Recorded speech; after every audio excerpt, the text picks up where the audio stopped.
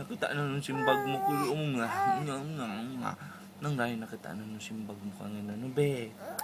Jesus! Nakausap na si Lolo. Ano sabi mo kay Lolo? Ha? Ano sabi mo kay Lolo? Ha? Ano sabi mo? Ano sabi mo, bebe ko? Pagod na ikaw. Pagod na ikaw. Kanina ka pa kasing salita na salita. Kanina pa kasi wala katapusang kwento ng bebe. Kaya ganon. Naubusan ka na ng kwento. Ngayon di ka na makaimek. Kung kailan may video na para kay mamo. Saka kay lolo. Ha? Grabe naman yung mga sursipa iyan. Tsaka bakit may mga puti-puti ka dyan, oo? Ano ginawa mo, bebe ko? Bakit may mga puti-puti ka na naman sa lips, ha?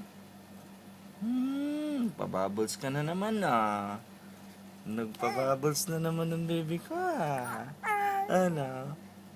Ano, maliligo na tayo? Anong oras na, mami?